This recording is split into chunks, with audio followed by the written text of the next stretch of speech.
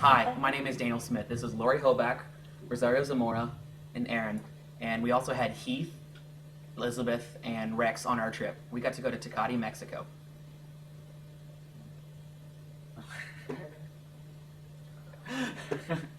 Okay, well, traveling down, on the way down, there was two carloads, and we both decided to leave for our trip a day earlier, and somehow we passed these guys about 4 hours earlier, going down on the motorway heading towards Mexico, and 20 minutes outside of Mexico, outside of Los Angeles, we come across a car accident. But the crazy thing is, even though we passed these guys 3 or 4 hours earlier, they arrived at the accident scene at least 5 minutes before us. And I found out when I was at the accident scene that there was a Marine there who directly saw the car accident. And what happened was the car was travelling between 80 and 90 miles an hour. The front tyre blew out, one of its front tyres, and it skidded from the middle lane right across about 400 or 500 yards, smashed into the median barrier with either the back or front of the car, spun around, flipped over, but the car's doors flew open and everyone inside flew out, including all the stuff. And then there was a little baby flew out of the car and landed face down on the ground beside the median barrier. And so this happened just a couple of minutes before the first car arrived on the scene. We left a day early to go down and see my grandparents, and we wanted to leave at like 5 o'clock, but due to some circumstances, we didn't leave till like 6. And just going down the road, we were going 65, and we were making just all these random stops, for gas. We just had a quarter tank used, and we're like, oh, let's just go and fill up. And at one point, we decided to stop for lunch instead of, do takeout. At one gas station, we were trying to get gas, and the gas station was full, so we went down the street and got some McDonald's ice cream and came back and filled up, and then just driving down, we come upon this accident scene. When we first got there, we got out of the car and we were, going down along the medium and asking everyone if they were okay. Then we came up to where the baby was lying down. There was a lady, the mom was sitting on the side here, and she was, just understandably, my baby, my baby. And then there was the other lady sitting there who had arrived right before us. She was sitting there holding the baby like this, sort of on her lap, and the baby was face down. So Daniel and I were first up to the baby. We asked the mother if we could pray. She said yes, of course. So we just knelt down there and started laying our hands on the baby and praying for the baby. I was praying in tongues. Daniel was commanding life back into the baby, commanding restoration, and we found out that the baby's name was Albert. He was 9 months old, and so Daniel was just calling Albert to come back into his body. The lady who was holding the baby said, he's not breathing. And so I had my hand on his back, and so I could tell that there was no breathing going on. And then I also was trying to find a pulse on his neck, and I couldn't find one. So we just kept praying and commanding life. After a few minutes of doing that, the baby kind of jerks like this, and then we were like, whoa. So we just kept praying. Then after maybe another minute, he did it again, and then back to nothing. He was unconscious, obviously. Well, not there. And then the last time he fluttered his eyes, and then he started breathing after that. So. When we came into the scene, I immediately noticed that there was another little boy, and I went to this little boy, 3 or 4 years old. He was totally in panic, and I started praying. I hold the little boy and I start praying, and as I keep on going back and forth and praying and interceding, and immediately the first verse that came to me when we first got there was a little pool of blood in the floor, in the ground, right? And then the first verse that came to me was, I passed by and I saw you laying in your own blood, and I said to you, live, and I said to you, have life. And I was declaring this over this child. I would say to you, live. I say to you, have life, have life. And I started thinking in pictures. That was awesome because I was holding the other little boy.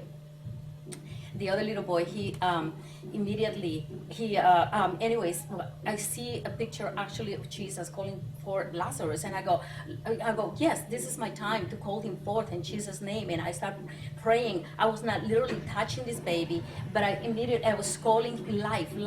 And then I felt led to go and talk to the mom. And as I talked to the mom, I lead her to Christ. And I remember saying to her, when she said, yes, I want Christ, she received Jesus. And I said, no, now you have the legal ground to ask to petition for the life of your children. And I lead her to that. We went and stretched our hands, both of us. And as we're stretching our hands, I honestly see something incredible in the spirit. I see that the baby start moving, and I got so happy. And I see something, I don't know, explain it to me. I don't know what it is, but I see something going so fast, landed on the back of the baby, see the baby move, and I'm freaking out. I'm crying. And I have never felt so much compassion in my heart and in my soul. I felt like, God, you're good. You're good. You're good. You're good. So it was an awesome thing. We got to release the peace on the other little boy. The mom got saved, and the first couple who got there before us, these people, they were Christians also. There was a nurse lady. She was a nurse in both states, she said, and she also said the baby is not breathing, the baby is not alive. So, anyways, she's the first one who said, and her son who witnessed the accident also who was there. And so she had to work for the father. I had to work for the mom, and one of the greatest things, we saw the baby come alive, and that I thought that was the most awesome thing. To me, it was. I said, "See, you see that?" I said, "Well, yes. Well, I see it going so fast, like," and I looked like marks in the air, and I landed on the baby. Don't see it anymore, and I see the baby move, and I like. Anyways, I'm trying not to be overly excited with the lady, but honestly, I was. So it was really cool. So I came along. There was 3 guys in our car. And at least 5 minutes after these guys were praying, and we didn't really have a full comprehension of what was going on. I think the guy Rex was told when he got down and beside the baby, he's like, we've got no breathing and we've got no pulse. He didn't even register that. He just like, oh well, I'm praying, you know. So he just got in and just started praying, and he just carried on with these guys commanding life into the body. He didn't even comprehend it. He said he just felt this incredible peace, and so he's just there, he's in there laying hands and that. I never got my hands on the baby. There's already quite a few people there, so I was just generally praying. And even though I arrived there a few minutes, well, I don't know how much later, at least 5 minutes after them, a couple of minutes after I arrived, or maybe a minute after I arrived, a paramedic arrived, and the lady who was holding the baby, I heard her say, we now have breath. And I still didn't comprehend it. And there was a cut on the baby's forehead. Yeah. That I saw it when I first got there, and there was hardly any blood. And I think there was obviously an initial trickle when the baby landed, or soon after. But then for, I don't know, 5, 7, 8 minute period, whatever, nothing was happening with that blood. But then I heard the lady, she had the baby face down in her hand, she says, oh, it's all right, commenting to someone else that the blood was now starting to trickle down over the eye. This is after we heard that the baby had breathing, and this is after the baby started to get revived, then the blood started flowing. So they had no pulse for a long time, I don't know, 5, 6, 7 minutes, whatever it was. They had no breathing. There was a cut on its head that wasn't bleeding until after the baby was revived. And they also shone a flashlight in the baby's eyes to see if there was any sort of reaction, whether you're conscious or unconscious, you will react in your pupils to a flashlight. There was no reaction. And the lady that was doing this, she was like a trained nurse. She was an anesthesiologist, so she knew her stuff. Yeah. And The other lady was in there. but then, The lady, when she came up, the man and the lady, when he put a little thing on the baby's finger, you know, to tell the heartbeat and the O2. This is after the baby was already breathing again, and the pulse was like 136. The O2 sats were 98, which is really good. And then the lady, she had the flashlight then in the one eye, that because the baby was upside down without moving him. She said that's good. You know, it's reacting good and all that as well. So.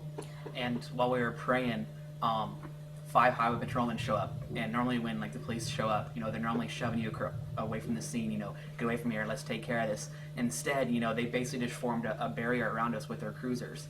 And they just went and started praying, or they just went out and started talking to other people, and we were just able to pray. And so we had so much favor with the accident scene, with the paramedics and the police. And at one point, the lady, held my hand. She's like, "Do not stop." And so it was just the favor and just the blessing and the open heavens that we had over that scene was just amazing. Yeah.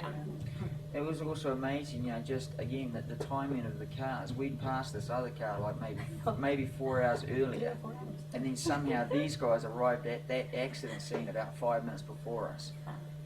Due to stopping and having something to eat or whatever. I mean, that's just totally God's timing. The fact that it was the two cars that showed up were 2 carloads of people that believed in prayer. I mean, no one else stopped apart from the people that directly saw the accident scene.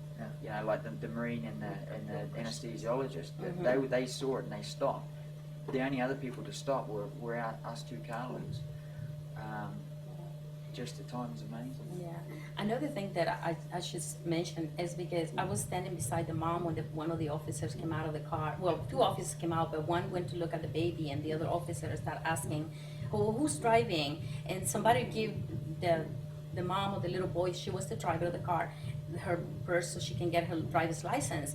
And the officer takes her driver's license and he goes to her, "Listen, that kid is not going to make it. That kid is going to die because he was ejected from the car."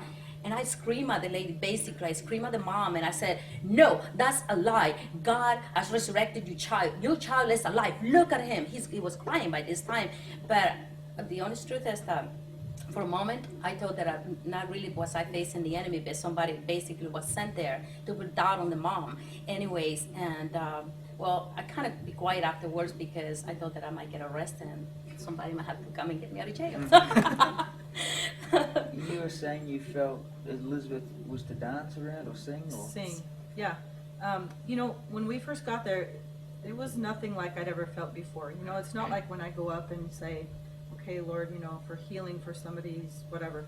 This was like the Holy Spirit commissioned each one of us to do a job exactly, and that's what we did. We were like moved by Him. And Totally. one of the girls with us, Elizabeth, he had her singing over the accident scene. It was amazing. And I was going to say something else, and I can't remember. So somebody else go. Everyone had their position, had their thing that God called them to. Yeah, it's just, I just want to commend, these students as a second year. Everybody knew what they had to do, and there was no questions asked. They just went directly to the scene, did their thing, and that was it. One more thing. Like a night or 2 before we left for a missions trip, I went to a Chinese restaurant, and I got this fortune cookie, and it says, "It's kind of fun to do the impossible." So I just smiled and was like, "Hey, God, I wonder what that means."